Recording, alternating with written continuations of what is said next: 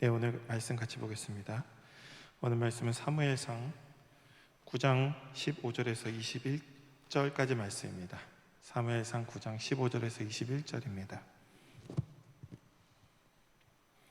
제가 봉독하겠습니다. 하나님의 말씀입니다. 경청하십시오. 사울이 오기 전날에 여호와께서 사무엘에게 알게 하여 이르시되, 내일 이맘때에 내가 베냐민 땅에서 한 사람을 내게로 보내리니 너는 그에게 기름을 부어 내 백성 이스라엘의 지도자로 삼으라. 그가 내 백성 블레셋 사람들의 손에서 구원하리라. 내 백성의 부르짖음이 내게 상달되었으므로 내가 그들을 돌보았노라 하셨더니, 사무엘이 사울을 볼 때 여호와께서 그에게 이르시되, 보라, 이는 내가 내게 말한 사람이니 그 이가 내 백성을 다스리리라 하시니라. 사울이 성문한 사무엘에게 나아가 이르되, 선견자의 집이 어디인지 청하건대 내게 가르치소서 하니, 사무엘이 사울에게 대답하여 이르되, 내가 선견자이니라. 너는 내 앞서 산당으로 올라가라. 너희가 오늘 나와 함께 먹을 것이요, 아침에는 내가 너를 보내되 내 마음에 있는 것을 다 내게 말하리라. 사흘 전 일은 내 암나기들을 염려하지 말라 찾았으니라. 온 이스라엘이 사모한 자가 누구냐? 너와 내 아버지의 온 집이 아니냐 하는지라. 사울이 대답하여 이르되, 나는 이스라엘 지파의 가장 작은 지파 베냐민 사람이 아니니이까. 또 나의 가족은 베냐민 지파 모든 가족 중에 가장 미약하지 아니하니이까. 당신이 어찌하여 내게 이같이 말씀하시나이까 하니. 이것은 하나님의 말씀입니다. 오늘은 하나님이 바라는 왕의 모습이라는 제목으로 하나님 말씀 증거하겠습니다. 베냐민 지파의 유력한 집안에 유력한 사람 중에 기스라는 사람이 있었습니다. 기스. 그에게 아들이 있었는데 그 이름은 사울이었습니다. 이 사울의 뜻은 구하여 얻은 자라는 뜻입니다. 한나가 사무엘에게 구하여 얻은 것처럼 사울도 그런 뜻을 가지고 있었습니다. 또한 그 안에 이스라엘이 왕을 구하는 목소리에 하나님께서 응답하셨다는 뜻도 포함되어 있습니다. 그러니까 이름부터 구하여 얻은 왕이라는 것입니다. 그런 사울은 어릴 적부터 큰 어려움 없이 잘 살았습니다. 여기서 유력한 집안이라고 하는 것은 돈만 많은 집안이 아니라 군사적인 힘도, 강력한 힘을 가진 그런 집안이라는 뜻도 포함되어 있습니다. 주변의 외적으로부터 스스로 지킬 힘을 가진, 강력한 힘을 가진 그런 가문의 그런 아들이었습니다. 베냐민 지파는 성경에서 뭐라고 보통 기록하냐면, 야곱의 예언에서 이렇게 나옵니다. 물어뜯는 일이. 긍정적으로 표현하지 않습니다. 야곱의 예언에서 물어뜯는 일이라고 표현할 정도로 이 베냐민 지파는 호전적인 지파였습니다. 또 사사기에서 보면은 지파 전쟁에서 11지파와 싸워도 막상막하로 막아낼 수 있을 정도로 싸움에 능한 그런 지파였죠. 사울은 그런 베냐민 지파 출신이었습니다. 정치적인 이유로 그들의 힘을 두려워했던 다른 지파들에 의해서 거의 모두 또 죽임을 당한 지파였습니다. 그렇게 베냐민 지파 안에는 한이 많았습니다. 또 당시 베냐민 지파의 여성들이 모두 죽고 없어서 그 베냐민 지파의 대를 이어주기 위해서 준 여성들이 누구였냐면, 야베스 길르앗 주민 중에 처녀 400명을 데려다가 당시 이 지역의 그 여성들을 이 베냐민 지파에게 주었습니다. 이 당시 이 지역의 이 여성들은 어떻게 데리고 왔냐면, 이 길르앗 야베스 사람들이 지파 전쟁에 가담하지 않았다는 이유로 그 성읍에 있는 사람들 다 죽이고 처녀 400명만 남겨놓은 것입니다. 그러니까 이것도 그냥 이 400명만 남겨놓고 다 죽인 게 아니라 매우 정치적인 판단에서 저질러진 행동입니다. 왜냐하면 이전에 사사 입다 사건이 그 원인이 되었습니다. 사사 입다 시대에 에브라임이 이스라엘의 영웅이 자신들이 아닌 첩의 자식, 근본도 없는 하류베이며 잡류인 입다라는 것이 자존심이 상해서 입다를 죽이려고 왔습니다. 근데 오히려 역공을 당해서 이때 에브라임 사람들 공격하러 온 사람들이 다 죽어요. 이때 복수를 한 것입니다. 입다가 길르앗 야베스 사람이었습니다. 그래서 이 여인들도 어땠냐면은 지파 전쟁 여파로 인해서 가족을 다 잃어버린 한 많은 여인들이었습니다. 이런 조합이 베냐민 지파입니다. 가족을 다 잃은 사람, 그것도 같은 민족에 의해서 형제와 가족을 다 잃은, 지금으로 치면 제주도 같은 느낌입니다. 한국의 제주도 같은 느낌. 그렇게 아픈 사람들끼리 서로 부둥켜 안고 살고 있었습니다. 이 기스의 집안이 유력자가 된 이유도 이전과 같이 더 이상 그와 같은 일이 당하지 않기 위해서 그 힘을 키워왔던 것으로 볼 수 있습니다. 그러나 이러한 사실을 이스라엘의 중앙에서는 잘 알지 못했어요. 베냐민이 이렇게 힘을 키우고 있었다는 사실을 중앙은 알지 못했습니다. 그러나 변경 지역에서 기스의 집안은, 베냐민 지파의 기스의 집안은 구원자 역할을 감당하고 있었습니다. 베냐민 지파가 지파 전쟁 이후 중심에서 매우 소외된 지파였고 힘이 없는 지파인 줄 알고 중심에서는 아예 거들떠 보지도 않았는데, 이 베냐민 지파는 그 사이에 뭘 하고 있었냐면은 이스라엘의 변경백이라고 들어보셨습니까? 변경백장이라고 해서 경계선을 지키는 경계선, 그러니까 적군과 우리나라 이게 국경선을 지키는 자기를 가진 백작을 변경백이라고 합니다. 이거 우리나라에서는 잘 안 쓰는 말이구나. 환타지 소설에 자주 나오죠. 그래서 그 경계선, 그 국경선을 지키는 그 역할을 이 베냐민 지파의 기스가 하고 있었던 것입니다. 시골 촌구석에서 이민족의 침입을 가장 최전선에서 막고 있었던 것입니다. 그런 지리적 위치로 인해서 호전적이면서 용사가 많았습니다. 사무엘 통치 기간에 이스라엘이 하나님의 보호하신 가운데 잘 있었습니다. 그것은 중앙 이스라엘 주류의 이야기였고, 저 시골에 있었던 한번 완전히 진멸당한 베냐민까지 미치는 통치는 아니었습니다. 그와 같은 사실을 알 수 있는 것이 성경에 어디 나오냐면, 사울이 사무엘을 보고 알아보지 못합니다. 이게 중요합니다. 사울과 함께한 사환이 뭐라고 얘기하냐면, 종이 같이 이제 그때 나귀를 잃어버려서 찾으러 가는데 용한 선견자가 있답니다 정도밖에 모릅니다. 그러니까 사무엘에 대해 베냐민 지파가 알고 있는 정보가 그냥 용한 선견자가 있습니다 정도였습니다. 베냐민 지파는 이스라엘 중앙 지파와 교류도 거의 없고, 이스라엘 중앙의 시야에서 베냐민 지파는 그냥 망한 지파 정도로 여겨졌습니다.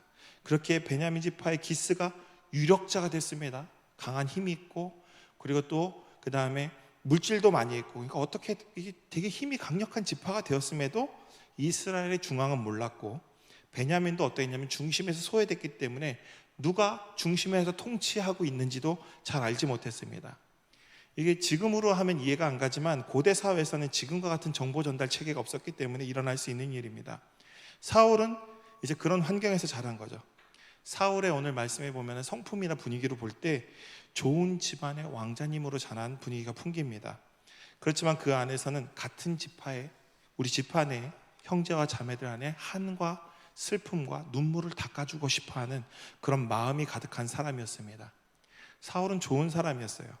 그는 이전과 같은 일이 더 이상 자신들의 가족과 사랑하는 사람들에게 벌어지지 않기를 원했습니다. 그래서 어떻게 해야 그런 일을 내가 할 수 있을까? 그런 고민에 가득 차 있었던 시기였습니다. 그에게 가슴속에 이 문제를 모두 해결하기 위해서 뭐가 필요한지 그는 알고 있었어요. 강력한 힘과 정치력이 필요하다고 생각했습니다. 자기들은 그저 힘만 가지고 있었기 때문에 정치적으로 자신들을 죽이려 하는 사람들을 감당해내지 못했어요. 그래서 더 이상 이런 비극이 일어나지 않도록, 누구도 이와 같은 비극을 반복하지 않도록 하기 위해서 그는 젊은 시절에 참 고민이 많았습니다. 그저 왕자님으로 유력한 집안의 아들로 자라난 그가 이것을 마주한 것입니다. 자신의 지파의 슬픔과 한과 고통을 마주하게 되었고, 그 마음에 강한 소망이 생겨났습니다. 이 부분은 역사 속에서도 자주 등장하는 모습입니다. 역사에서 혁명을 일으킨 사람들이 대부분 어떤 사람들인지 아십니까? 우리가 주시할 필요가 있습니다. 농민들이 봉기를 하고 그런 거 생각보다 없습니다. 대부분 역사에서 혁명을 일으키고 역사의 혁명을 주도한 인물들은 유력한 가문의 자녀들로 정말 착한 아이들, 그런 아이들, 그 똑똑한 아이들, 학식이 뛰어나고 최신 학문을 받아들인 사람들이 혁명의 선봉에 섭니다. 쉽게 말하면 착하고 똑똑한 유력한 집의 자녀들이 좋은 환경에서 공부 잘해서 좋은 대학 가서 최신 학문을 받아들여 진보적 성향의 학문을 자기 것에 체화한 다음에 이 땅에 고통당한 이들이 눈에 보이기 시작하면서부터 그들을 위해서 혁명의 최전선에서 혁명의 기초를 만들고 사람들을 모아서 혁명을 일으킨 경우가 대부분이라는 겁니다. 그들이 혁명을 일으킨 이유는 뭔지 아십니까? 딱 한 가지였습니다. 어느 순간 자신은 잘 먹고 잘 살고 걱정 없이 살고 있었는데 어떤 현장을 마주하게 됩니다. 늘 자기는 꽃밭같이 아름다운 곳에서 시녀들이 메이드 예, 종들이 와서 그렇게 많이 자기의 것들을 다 챙겨주고 다 해주는데 어느 날 부딪혔는데 서민들의 삶의 현장을 마주하게 된 것입니다. 그리고 그들을 보니 마음속에 긍휼한 마음이 생겨서 사랑하게 됩니다. 그리고 그들도 자신과 같이 행복하게 살기를 바랍니다.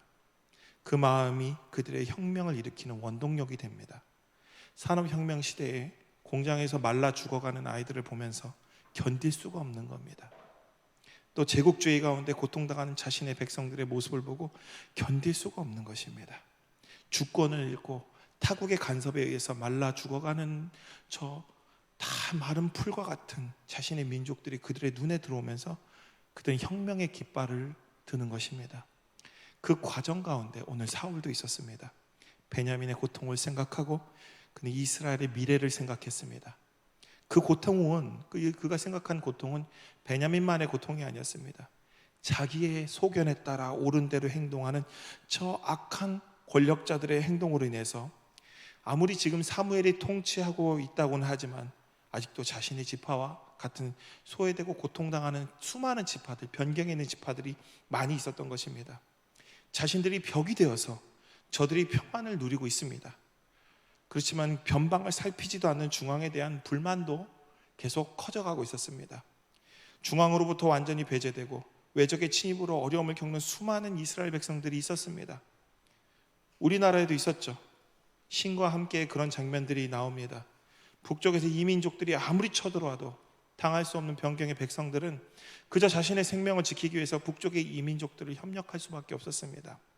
근데 어느 날 갑자기 중앙에서 군대가 와서 그들하고 동조했다고 몰살시켜버립니다. 중앙의 군대가 평소 관심도 없다가 갑자기 이민족을 토벌하겠다고 와서 그들과 내통했다면서 한 번도 쳐다보지 않다가 갑자기 와서 다 몰살시켜버리는 중앙의 군대가 옵니다. 이런 미친 일이 변경의 그 당시에는 살아가는 백성들은 늘상 겪는 일이었습니다. 그나마 베냐민 지파는 기스라는 유력한 인물 아래서 이 어려움을 이겨내며 강력한 지파로 다시 일어났지만 그거는 그들뿐이었습니다. 이외에 수많은 이스라엘이 억압과 블레셋의 억압과 착취 속에서 고통당하고 있었지만 중앙에서는 관심이 없었습니다. 이민족의 위협과 자국의 위협 속에서 늘 불안에 떨고 살고 있었어요. 젊은 사울의 마음에 불을 지핀 것입니다. 그리고 그는 깊은 고민에 빠져 있었습니다. 그런 와중에 아버지가 나귀를 잃어버렸는데 이 나귀를 찾는 모험을 합니다. 사울은 참 착한 아들이었어요. 순종적이며 생각보다 우유부단한 사람이었습니다. 착한 사람이 좀 우유부단합니다. 자신의 고집을 주장하는 사람도 아니고 자신의 지위를 가지고 타인을 억압하는 사람도 아닙니다. 타인의 생각을 잘 존중하는 그런 사람이었습니다. 또 겸손하여서 자신의 위치를 잘 알고 있었습니다. 그는 유력한 집안이었지만 남들 앞에서 자신이 어떻게 처신해야 되는지 알고 있는 그런 사람이었습니다. 내가 유력하다는 걸 드러내면 이전에 나의 조상들과 같이 몰살당할 수 있다는 것을 늘 마음에 품고 있었습니다.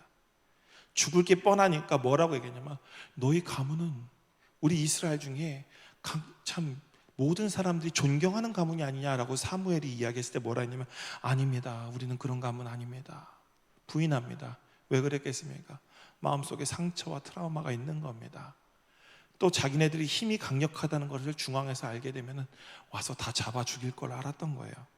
마음속에 깊은 트라우마가 새겨진 것입니다. 아버지 명에 따라 나귀를 찾는 모험하는 중에 4일 만에 찾았는데 더 이상 나귀를 4일 동안 찾았는데 더 이상 나귀를 찾을 수 없게 되자 이제 아버지가 걱정할 것을 염려해서 집으로 돌아가려고 합니다. 그때 함께한 종이 사울에게 이렇게 얘기하죠. 마지막으로 선견자가 이곳에 있다고 하니까 도련님 그 사람한테 물어봅시다. 그 말에 사울은 동의하고 선견자를 만나러 갑니다. 오늘 말씀 15절에 사울이 오기 전에 이미 하나님께서 사울이 올 것을 사무엘에게 일러줬습니다.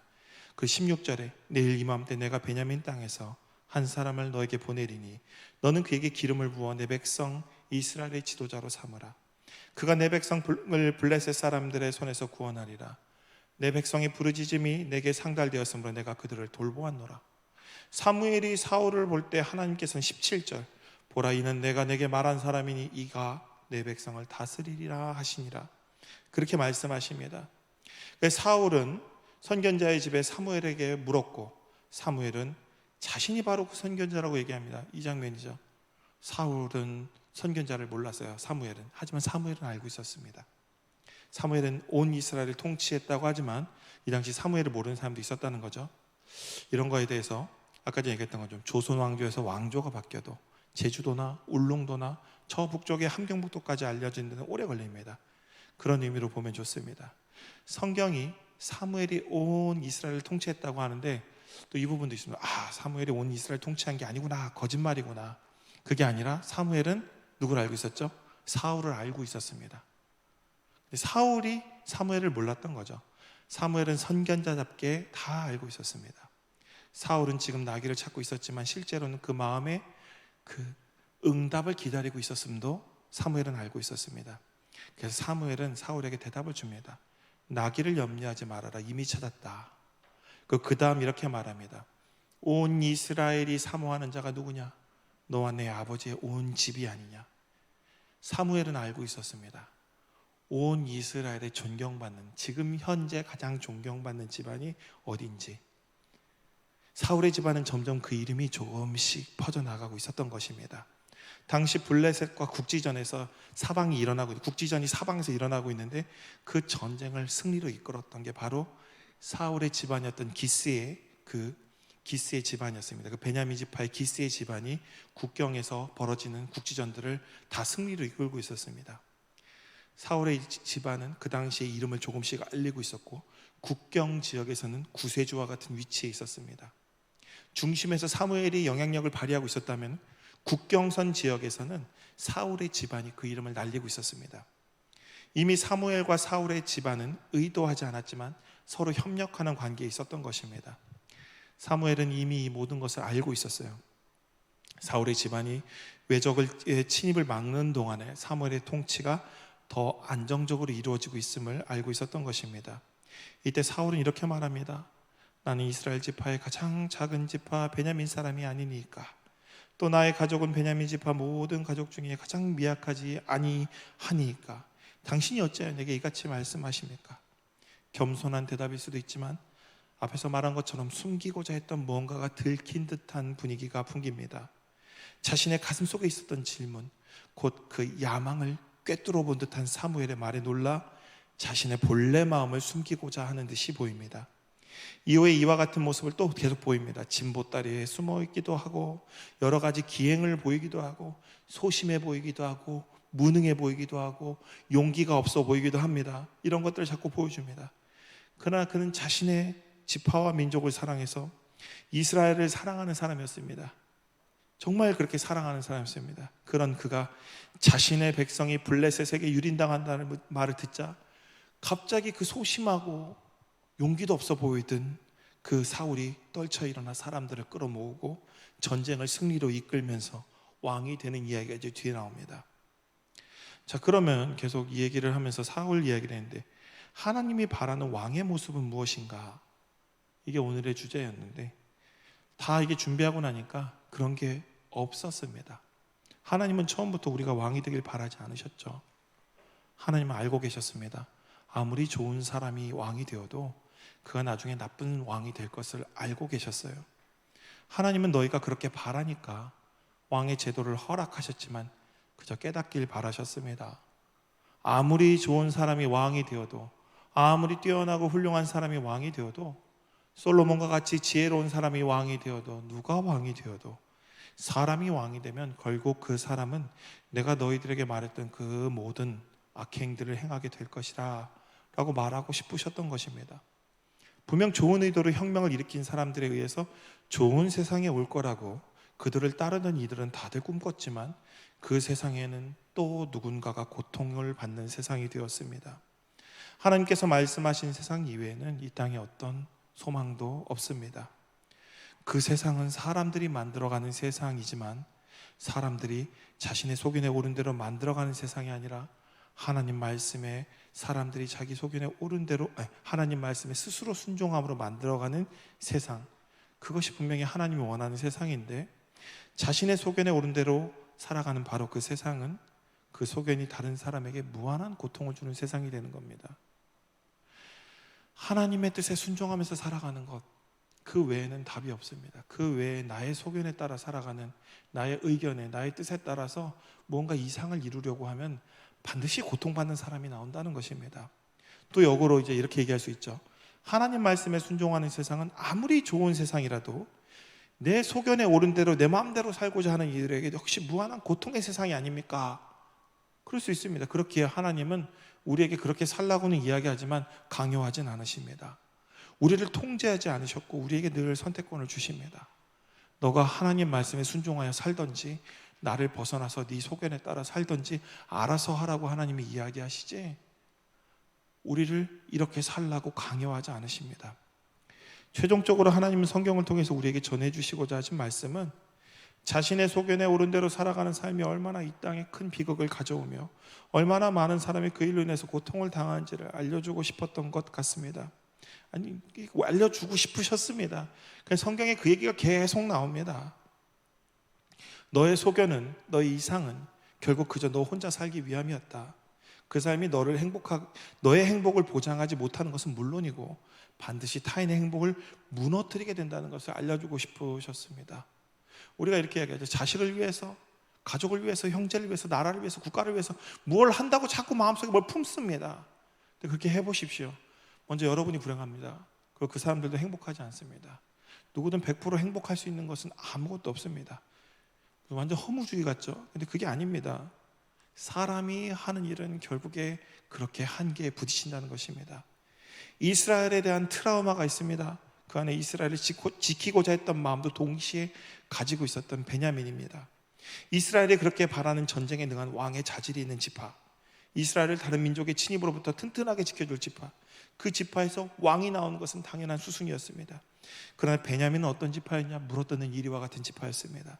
그 안에 그 트라우마와 상처와 언제 우리 지파가 멸족당할지 모른다는 그 가슴속 깊은 곳에서 나오는 두려움이, 그 분노가 결국엔 폭발하게 됩니다. 사울은 자신의 힘이 점점 강해지자 전권을 지려고 합니다. 사무엘의 권한까지 다 빼앗으려고 합니다. 왜냐하면 두려운 겁니다. 다시 빼앗길까 봐.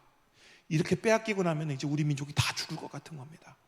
사울에 의해서 세워진 왕이 아니라 이제 영구적으로 사울처럼 사무엘에 의해서 세워진, 제사장에 의해서, 선견자에 의해서 세워진 왕이 아니라 영구적으로 왕권을 유지하는 그런 지파가 되려고 했습니다.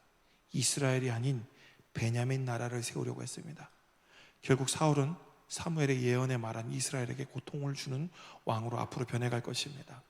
나중에는 귀신까지 들려서 미친 행동을 하는데 자신의 마음을 안정시켜주기 위해서 악기를 연주하는 다윗에게 창을 던집니다. 그건 자신이 이 자리에 내려오면 다시 자신의 지파가 이전처럼 버려지고 다시 고통의 세월을 보낼 것이라는 것을 그는 감지하고 있었습니다. 그러자 그는 그 자리에 대한 집착으로 평생을 보냅니다. 그리고 그의 말처럼, 그의 생각처럼 그렇게 됩니다. 왕좌에서 물려난 그 지파는 마지막까지 다윗 시대에 고통당합니다. 사울이 왕이 되자마자 바로 그렇게 되진 않습니다. 원래 사람의 시작은 좋은데 나중에 그 사람이 변하게 된 것입니다. 아무리 좋은 관계에 있어도, 아무리 좋은 생각을 가지고 일을 시작해도 시간이, 세월이 사람을 변하게 만듭니다. 제가 예전에 후원하던 NGO가 있었어요. 되게 큰 NGO입니다. 제 친구가 그 NGO 소속이었고 정말 열심히 일하는 모습을 보고 저도 돕고 싶어서 없는 형편의 정기 계좌를, 구좌를 열었습니다. 그리고 후원했어요. 그러나 그들도 연차가 오래되고 연봉이 오르면서 그 자리는 더 이상 남을 돕는 자리가 아니었습니다. 자신의 삶을 유지하는 자리가 되어버린 것입니다. 저는 그 모습을 봤습니다. 어린 시절 저였다면 친구를 맹 비난했을 겁니다. 그럴 줄 알았다. 니네 내가 처음부터 얘기하지 않았냐. 남들 돕는다는 건 거짓말이야. 니네들은 그냥 니네 일자리를 만들기 위해서 네가 그걸 하고 있는 걸 내가 알고 있어. 너희들 솔직히 니네들이 그걸 해서 실제로 그들에게 돈을 갖다 주는 것보다 니네들이 중간에 해먹는 게 더 많잖아. 거짓말하지 말라고. 근데 그 당시 친구는 참 열정적이었습니다. 우리는 아니라고. 정말 우리는 그렇게 하지 않고 우리가 그들을 위해서 이 돈으로 더 잘 써서 그들을 더 잘 도와줄 것이라고. 근데 시간이 그들을 다 변질시켰습니다. 지금은 이제 그 친구한테 그런 얘기도 안 합니다. 오히려 친구가 어느 날 저에게 얘기합니다. 이제 더 이상 이 회사 못 다니겠다고. 희망도 없고 다들 자기 생각밖에 안 하고 밥그릇 생각밖에 안 한다고. 그 예전 우리 다 같이 일했는데, 다 같이 서로 힘을 합쳐서 일했는데 이제 그런 거 없다고. 조금이라도 이 체제나 시스템에서 반발하는 사람은 서로 신고해서 자르게 만들고, 더 이상 이 조직에서 자신의 자리를 위협하는 사람이면 누구든지 거침없이 다 걷어낸다고. 그러면서 이 친구가 너무 괴로워했습니다. 자기 친한 형들이 다 잘려나가는 거예요. 그 순수한 마음을 지키고 있었던 사람들. 야, 우리가 이 후원금 받아갖고 어떻게 우리가 이 돈을 이만큼 가져가서 우리 생활비라고 갖다 쓰냐. 우리 다시 원래 처음 마음으로 돌아갑시다라고 얘기했던 사람들 회사에서 다 잘렸습니다. 남은 사람도 어떤 사람인지 아십니까? 고액 연봉 받는 애들만 남아 있습니다. 이 친구도 그래요. 자기도 돈 너무 많이 받아서 더 이상 이 돈 못 받겠다고. 이 돈이 왜 내가 이렇게 가져가야 되는지 모르겠다고. 근데 친구에게 너 애가 셋이다. 애가 셋이고 아내도 있고 나와서 지금 어떻게 먹고 살려고 그러냐. 지금 당장 나오면 할 게 없으니 좀 할 걸 찾을 때까지 나오지 말아라라고 제가 오히려 요즘에 말립니다. 옛날 같았으면 비난했을 거예요. 이제 비난도 못 하겠습니다. 현실이 있으니까. 생각해 보니까 친구가 아직도 그 열정을 가지고 있는 걸 보니까 저보다 좀 낫다는 생각이 듭니다. 근데 제가 지난 12년, 이제 결혼한 지 이제 어제가 결혼 기념일이었는지도 까먹고 그냥 지냈지만 12년째입니다. 지금까지 제 앞가림도 못하고 있으니까 친구가 너까지 그렇게 살지 말라고 하고 싶었던 것 같아요. 지나고 나면은 뭐 다 그런데 하나님이 바라는, 저는 여기서 하나님이 바라는 왕의 모습 따위는 없습니다. 그저 하나님은 우리가 왕이 될 자격이 없다는 것. 오늘 우리가 우리의 소견에 따라 산다고 해서 뭐 대단한 사람이 되지 못한다는 것. 그저 연금이나 타먹으려고, 퇴직금이나 많이 챙겨오려고, 얼마 안 있으면 죽을 건데 남은 날 혹시나 어려움 겪을까봐 걱정하고 고민하는 한낱 그저 미물에 불과한 존재라는 사실을 알려주려고 했던 것이 아닐까라는 생각이 듭니다. 앞에 있는 선배들이 그렇습니다. 믿을 거는 하나님하고 연금밖에 없답니다. 믿을 것은 하나님하고 연금. 왜 그럴까요? 믿을 건 하나님밖에 없어야죠. 퇴직금 때문에 교회에서 싸우고 쪼개먹고 그런 사람들을 봅니다. 근데 그걸 보면서 그들을 욕하거나 비난하는 게 아닙니다. 우리는 그저 한낱 미물에 불과하고 우리는 정말 연약한 사람이며 우리는 왕의 깜이 아니었구나. 너희가 그렇게 대단한 줄 알지만 오늘 성경은 얘기합니다. 너희는 정말 약한 존재다. 너희들은 오늘 정말 약하다. 너희들이 되고자 하는 모든 것, 결국 오늘 사울과 같이 너희들이 되고자 하는 것이 원인이 뭔지 한번 찾아봐라. 그 안에 깊은 상처가 네가 되고자 하는 것의 원인일 것이다. 오늘 우리가 되고자 하는 것도 역시 지난날의 상처에 대한 치유의 목적으로 추구하는 것일 뿐이다. 그러나 그것이 이루어진다고 상처가 치유되는 것은 아니다. 자신이 그것을 이루어도 마찬가지다. 그러니 하나님은 오늘 우리에게 얘기하죠. 약해도 상관없다. 너희가 약하다는 사실을 인정하지 않아도 좋다. 내가 다 알고 있다. 오늘 나에게 기대라. 나는 너희에게 왕이 되라고 한 적이 없다. 그냥 너희가 되고 싶다고 하길래 이루어 줬을 뿐이다. 그렇지만 하나님이 오늘 우리에게 얘기합니다. 힘들면 나에게 와라. 내가 너의 안식처가 되어줄게. 지금까지 살면서 여러분들이 원하고 바랬던 것을 하나님은 들어주시기만 했지 하나님은 되라고 한 적 없습니다. 여러분이 되고 싶었던 거 아닙니까? 여러분 마음의 상처 때문에 그걸 치유하려고 된 거 아닙니까? 사람들에게 존중받고 싶고 또 사람들한테 관심 받고 싶고 나의 존재를 증명하고 싶고 나의 과거의 상처들. 저도 돌아보면 그렇습니다. 집에서 저는 되게 관심 안 받는 아이였어요. 오히려 어머니는 형한테 목사가 되라고 했습니다. 어느 날 돌아보니까 제가 목사가 된 이유는 관심 받고 싶어서 했던 게 아닐까. 어머니로부터 형만 맨날 목사하라고 형만 자꾸 챙겨주는 게, 그럼 내가 목사가 돼볼까? 하나님은 저에게 목사가 되라고 한 적 한 번도 없습니다. 제가 되고 싶다고 했습니다. 그리고 하나님이 이루어 주셨습니다. 이루어 준 다음에 그 다음에 인생을 돌아보면 제가 하고 싶다고 한 걸 다 이루어 주셨는데 뭐라고 한지 아십니까? 맨날 원망하고 이게 뭐냐고 하나님한테 따집니다.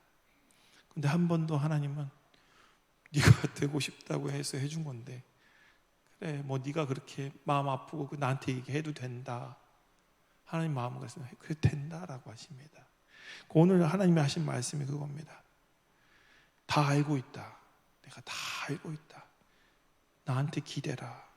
내가 안식처가 돼줄게. 이렇게 말씀하십니다. 이거 하나만 기억하셨으면 좋겠습니다. 하나님은 언제나 우리를 기다리고 계십니다. 우리한테 뭐 되라고 얘기하지 않으시고요. 제가 소망이 되기를, 이 땅에 소망이 되십시오라고 얘기하지만 그냥 그리스도를 믿는 사람, 그게 소망이 되는 거지 뭐 특별히 뭐 어떤 직업을 가지라는 얘기 잘 안 하지 않습니까? 그리스도인 그 자체로 이 땅에 하나님께서 심판을 유예시킵니다. 그 얘기를 하는 겁니다. 여러분한테 착한 사람 되라, 선한 사람 되라, 그게 아니고 믿는 사람이 되어서 이 땅에 하나님이 혹시 심판을 내릴 때 그 심판을 유예시키고 이 땅에 회개할 수 있는 그런 사람이 되라 정도지 그 이상은 아닙니다. 하나님은 언제나 우리를 기다리고 계십니다. 우리가 뭘 되기를 원하지 않으세요. 하나님은 우리가 무엇이 되었던, 되지 않았던 절대 책망하지 않으십니다. 그리고 아무도 비난하지 않으십니다. 그리고 그걸 가지고 왜 잘했니 못했니 나무라시는 분도 아닙니다.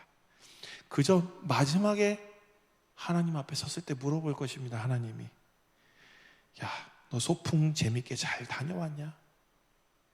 이 땅의 소풍을 잘 재밌게 다녀왔냐고 물어보실 겁니다. 여러분들 힘들면 오늘 아버지께 전화하십시오. 기도하십시오. 목요일 날 8시 30분에 모여서 기도하십시오. 하나님이 들어주십니다. 그리고 오늘 나의 기도에 응답하십니다. 되도 안 되는 왕이 되달라고, 왕이 되게 해달라고 이야기해도 어떻게든 왕이 되게 만들어 주실 것입니다. 근데 중요한 건 왕이 된 게 중요한 게 아닙니다. 그 과정을 통해서 결국 우리가 이 땅에서 아무것도 아닌 존재라는 걸 깨닫고 결국 우리의 구원자이신 하나님께 다시 돌아오기를 바라십니다. 한 주간도 여러분들 하나님의 은혜 가운데 기도하면서 여러분 앞에 놓여있는 모든 상황을 걱정하지 마십시오. 세상은 나무래도 하나님은 결코 여러분들에 뭐라 하지 않으십니다. 그 세상이 뭐라 하는 것들 때문에 우리가 너무 힘들고 아프죠. 그럴 때 하나님께 기도하십시오. 응답하십니다. 그리고 넉넉히 이길 힘을 주십니다. 그리고 지나고 나면 마지막 날 여러분들의 숨이 넘어갈 때쯤 되면 그 뭐 별것도 아닌 것 같고 내가 이렇게 아둥바둥 살았나 싶을 겁니다. 이래도 죽고 저래도 죽을 건데 왜 그렇게 힘들게 살았나? 하나님이 마지막 날에 잘 놀다 왔냐 물어보면은 하나님 오늘 너무 행복했어요 라고 이야기하는 우리 모두가 되기를 간절히 기원합니다. 기도하겠습니다. 하나님 감사합니다. 주님의 은혜로 오늘도 우리가 살아가고 있습니다. 하나님의 인도하심으로 오늘도 우리가 살아가고 있습니다. 하나님의 돌보심으로 우리가 살아가고 있습니다. 그러나 오늘 우리는 우리가 스스로 쌓은 죄로 고통당하고 괴로워하고 있습니다. 오늘 우리는 스스로 정한 기준 때문에, 내가 정한 기준 때문에 괴로워하고 있습니다. 오늘 우리는 나에게 아무 관심 없는 세상을 위해서, 관심받기 위해서 내 자신을 자꾸 갈아놓고 있습니다. 그렇게 오늘 우리의 영은, 우리의 생명은 죽어가고 있습니다. 내 기준을 채우지 못해서 내 안에 치유할 수 없는 상처와 트라우마를 치유하려고 하다가 오히려 우리는 죽어가고 있습니다. 또 그것을 대로 물려가면서 자식에게 전해주고 자식까지도 그 죽음으로 몰아넣고 있습니다. 오늘 우리를 인도하여 주시고 우리 삶의 주관자 되신 하나님께 기도하는 자가 되게 하여 주시옵소서. 그리고 이 모든 굴레에서 벗어나 참된 자유와 구원을 누리는 그리스도인 다 되게 하옵소서. 한 주간도 우리 신앙의 청년들 삶의 짐을 하나님께 온전히 다 맡기고 기쁨 충만하며 은혜 충만한 한 주 되게 하옵소서.